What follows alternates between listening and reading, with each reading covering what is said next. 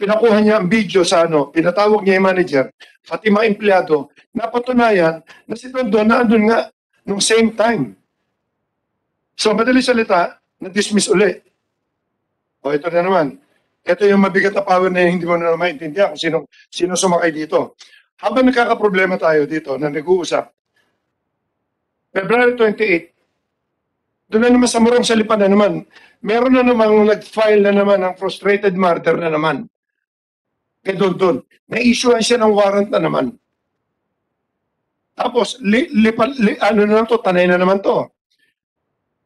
Sinasabi na naman na, tapos nung mag-bail siya, ang nakita ng mga tao, inuno group na naman. Anong group? Hindi, ang ginamit na pangalan, yung nakaraang nagdemanda sa kanya. Yung grupo na yun. Pero bakit nandun na naman sila inunog? Inunog. Andyan ka, magwaka mo na. Kumsik.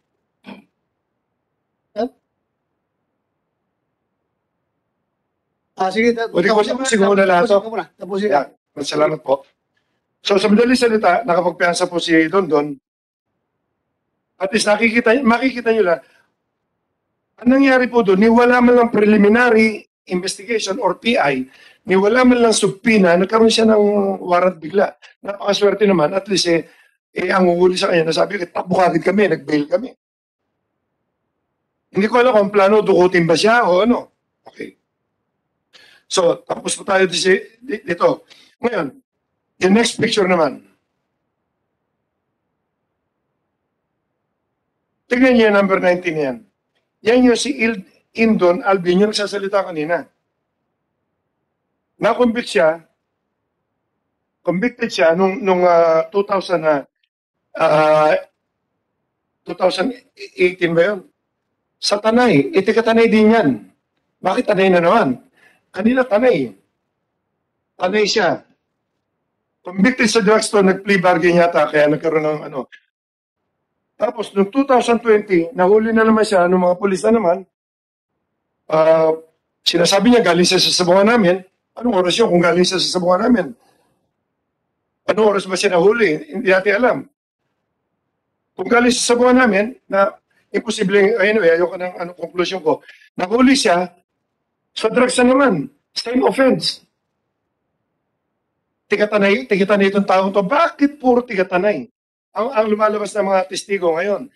Buong Pilipinas ang sumasali sa amin. May taga Mindanao, may kung saan-saan. So, madali salita, tapos tayo dyan, matatapos na yan Papasok na tayo doon sa importante. June 19, 2021, around 10:30, yung bahay ko sa Mandaluyong, nandun ako nakatira. Malapit sa squatter, doon ako nakatira talaga. Initsa ng granada bahay ko, pinagbabaril yung gate namin. Sino ang may gawa niyan? Balay mo? Bahay mo? Bahay ko mismo. Yung gate namin. Kaya may mga pulis nga, pwede niyo po ipacheck to sa Mandaluyong pulis. Ipacheck niyo, pwede niyo i-check ngayon. Kompleto sila picture, kompleto lahat. Actually, may checkpoint. Pinagbabaril yung bahay ko at initsa kami ng granada. Swerte yung granada, hindi rin pumutok. Pinuntahan nila, pinaputok nila. Tapang mga gumawa nito, bahay ni Atong ang in-strapping, tinapunan ng granada. Kasi walang gwardiya, dire-diretso lang nasa tabi ng kalye. Okay, sige. Nasa tabi ako ng squatter, hindi po ako kilala, alam nila bahay ko Thank you. Sige. Nasa tabi po ako ng squatter, 5 floors na building, opisina, ibaba. Doon po ako nakatira. 48 Calvayo, kaya sabi ko na, wala naman akong kinakatakutan dyan Sanay naman ako. Ngayon, January 27, ultimo nga po, Manila Arena, initsa ng granada. 2 beses. Nagpunta ang Soko, nagpunta lahat. Sumabog ang granada? Sumabog? Nakita ng video, pwede nyo itanong sa... Hindi. Tinatanong ko na, sumabog bang granada? Swerte, hindi sumabog pero pinasabog ng mga pulis. Nagpunta sila lahat. Yung June 19, sumabog din, hindi? Well, I think dalawa yung granada na nakita. Baka isang bato yun Nakita nila sa video. Hindi, dalawa ito, June 19 at saka January 27. Dalawang grenade throwing incident. In both incidents, sumabog bang granada? Nag-explode? Yung June 19, sumabog? Ang baril po, putok. Ang granada, hindi naman ibig sabihin na granada Hindi naman napapractice yan eh. Kung criminal ka, kung initya mo, kung hindi tama ang pagtanggal mo ng PIN, o kung hindi ano, pero hindi ko matanda, pwede nyo checkin sa police kung may PIN. Pero hindi sumabog, hindi sumabog. Yung oras, nakita lang, nakita eh, pero sumabog. Your Honor, sumabog. Ang pwede nyo checkin kasi hindi ko alam, hindi ako nakialam. Okay. Yung mga police po, checkin nyo kasi Sige, mahirap po magkota ko dahil iba, sila na imbestigan yan.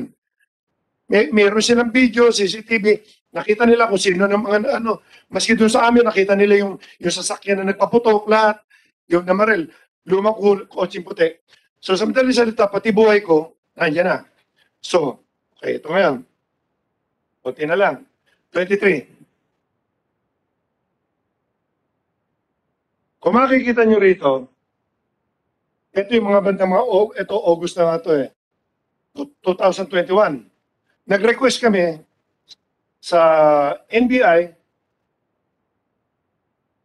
sa NBI 24, CIDG,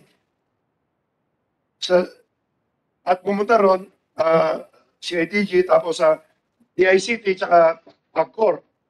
Kung makikita nyo, ang nagpunta sa aming NBI, si Deputy Director Dongalio, Atty. Dongalio. At ito ang pinakamaganda, si punta sa amin, si Colonel Campo Rogar. Dito nyo makikita ngayon ito. Sino itong Colonel Campo Rogar? Nagmi-meeting po kami sa opisina. Andyan yung cybercrime. Ibig sabihin, malinis sa intensyon namin talaga. Nagsusumbo talaga ako. Kasi gusto ko legal lahat eh. Ando na yung BI, isang table na mahaba kami. Ang legality kasi, pagka meron kang ito yung mga result to. Ganito kakapal ang reklamo namin sa kanila. 90 katao yata yan. So sa madaling salita, pinag-aaralan namin. Pinag-aaralan nila na hindi pwedeng basta-basta maghuli. Kailangan may search warrant, may judge, kung ano-ano. Tapos, meron kami mga nakacheck sa Bacolod, may Sambuanga pa yata, may kung saan-saan lugar. Ang tagal nag-uusap, tapos, eto si Colonel Rogart, sabi niya, boss, gusto mo dukutin na lang namin eh. Hindi ko, nandiyan siya pwede niyo tanungin. Saka yung MBA, nandito si Atty. Dongalio. Karap yung mga tao, When you say Colonel Rogart, Colonel Rogart Campo. Siya nandun eh. Siya nagsabi sa'yo, nag-volunteer na dukutin namin.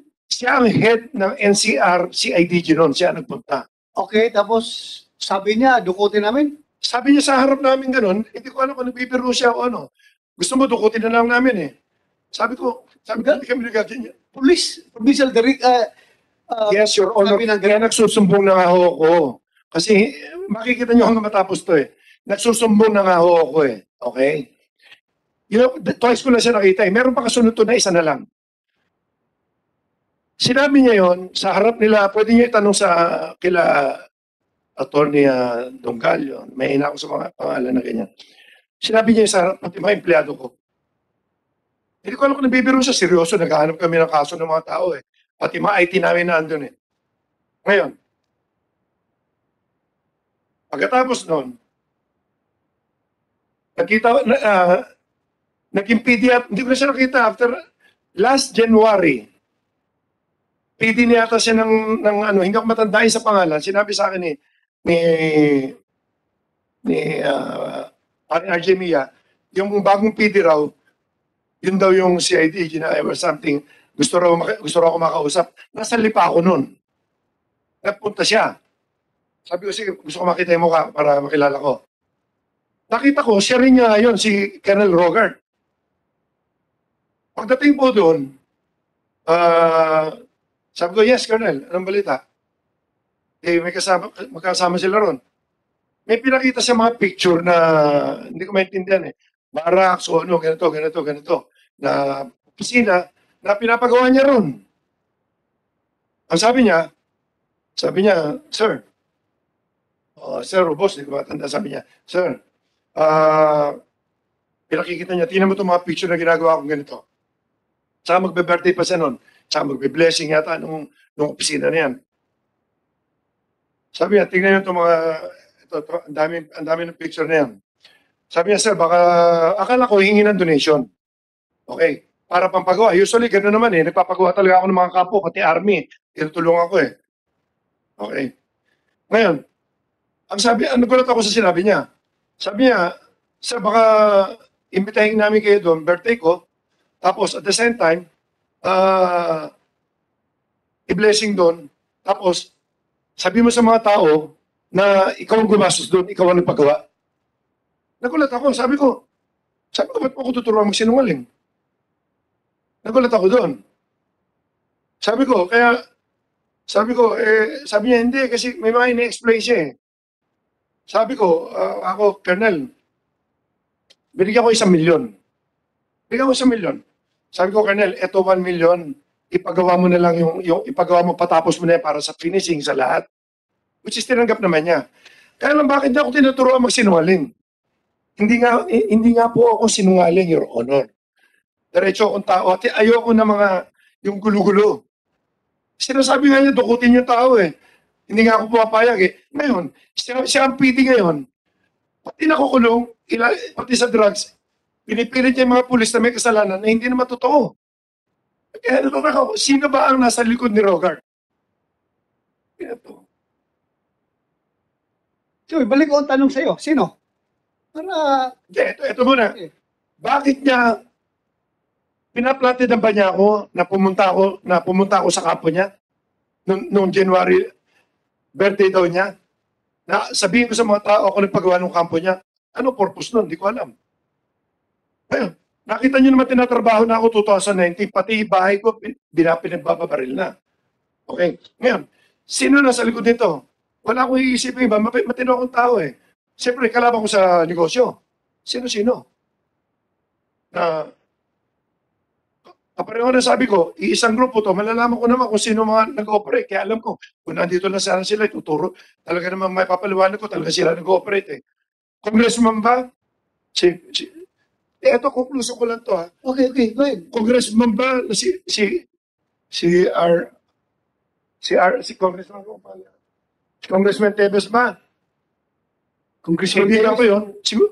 Isa sa kumpanya eh. Okay. Hindi naman siguro. Kasi matagal na ako nagtuturo. Ang totoo niyan, nagkausap kami ni Kong Arnie. Sabi niya, pinapatawag ako sa Senate ah. Sabi ko, kumusta na ba yung business mo? Sabi niya,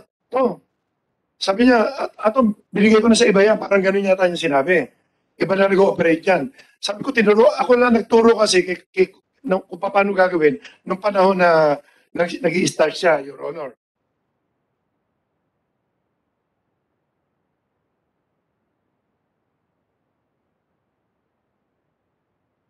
Ngayon, sinasabi ko na, kasi tatlong personality lang ang alam ko eh. Yung mga iba kasi mga parang iba na eh.